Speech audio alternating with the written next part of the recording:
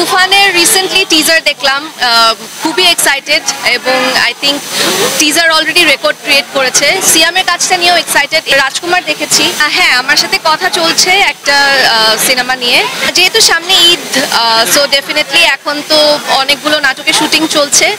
যদিও কয়েক বছর আগের থেকে এখন কাজ কিছুটা কম হয় কোয়ান্টিটির দিক থেকে, এরপরও চেষ্টা করছি ভালো ভালো ভিন্ন ভিন্ন গল্পে কাজ করতে এবং অপেক্ষা করছি অডিয়েন্সরা যখন ঈদের পরে আসলে নাটকগুলোর রিভিউ দেন কিংবা ফিডব্যাক দেন, তখন আসলে খুবই ভালো লাগে।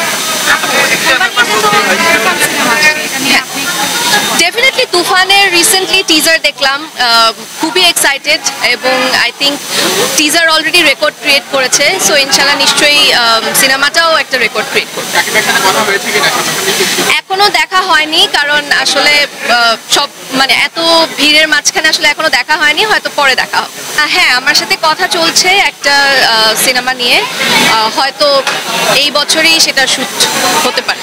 খুবই ভালো লেগেছে। ওইটা আসলে প্রতি ঈদেই এখন ভালো ভালো সিনেমা আসছে, ভালো ভালো সিনেমা রিলিজ হচ্ছে। সো এটা আমাদের অডিয়েন্সের জন্য, ইনফ্যাক্ট আমাদের আর্টিস্টদের জন্য খুবই ভালো একটা খবর, কারণ আমরাও আসলে এখন ভালো ভালো গল্পে কাজ করার সাহস পাচ্ছি। সো সিয়ামের কাজটা নিয়েও এক্সাইটেড। এছাড়াও আরও অনেক মুভি আসছে, আই থিঙ্ক ধীরে ধীরে প্রত্যেকটা টিজার বা পোস্টার রিলিজ হবে। সো আমি চেষ্টা করি প্রতি ঈদেই যখন কোনো সিনেমা রিলিজ হয় সেগুলো হলে গিয়ে দেখার। গতবারও দেখেছি, ইনশাল্লাহ সামনেগুলোতেও দেখি। এবারে আসলে রাজকুমার দেখেছি, ওমর দেখেছি, আর কি কি রিলিজ করলো, দেয়ালের দেশটা দেখা হয়নি। যদিও দেয়ালের দেশ নিয়ে আমি খুবই ভালো রিভিউ পেয়েছি, শুনেছি খুব ভালো হয়েছে, বাট সব কিছু মিলে দেখা হয়নি। তবে রাজকুমার আর ওমর দেখেছি এবং দুটোই খুবই ভালো লেগেছে। আসলে সিনেমা মানে একজন আর্টিস্টের তো ফাইনাল এটাই থাকে যে সিনেমায় নিজেকে দেখবে। সো অবশ্যই ভালো কোনো সিনেমার সাথে যুক্ত হওয়ার ইচ্ছা আছে। কি সিনেমা, কোন সিনেমা, কো আর্টিস্টকে, এইসব আসলে যখন ফাইনালি অ্যানাউন্স করা হবে তখন আপনাদের জানাতে। কি গল্পে যেখানে আমার চরিত্রের এক ধরনের গুরুত্ব আছে, যেখানে আমার অ্যাক্টিং করার জায়গা আছে, সেখানে আমি অ্যাক্টিং করব। সবসময় বলেছি আমার মা আসলে আমার সব থেকে বড় ইন্সপিরেশন এবং ছোটবেলা থেকেই মা আমাকে পড়াশোনার পাশাপাশি এক্সট্রা কারিকুলার অ্যাক্টিভিটিস যেগুলো আছে সবগুলোতেই আমাকে অনেক সাপোর্ট দিয়েছে এবং অ্যাক্টিংয়ের ক্ষেত্রেও আমার মা আমাকে সব থেকে বেশি সাপোর্ট দিয়েছে এবং এখনও দিচ্ছে। সো আমি আসলে আমার মায়ের কাছে কৃতজ্ঞ। অনেকেই আছে আসলে, কারণ মানে শুধু সিনেমা না, ইনফ্যাক্ট আমাদের নাটকেও অনেকে আছে। আর যেহেতু আমি এখনও আসলে সেভাবে করে সিনেমায় যাইনি, নাটকে আসলে যাদের সাথে কাজ করি তাদের সাথে অনেকের সাথেই আমার খুবই ভালো একটা বন্ডিং আছে। যেরকম সাবিরি আলম, মুনিরা মিঠু, সবার সাথেই খুব ভালো একটা সম্পর্ক আছে। ওনারা আমাকে অনেক ভালোভাবে গাইড করেন এবং আমার গার্ডিয়ানের মতো কাজ করেন।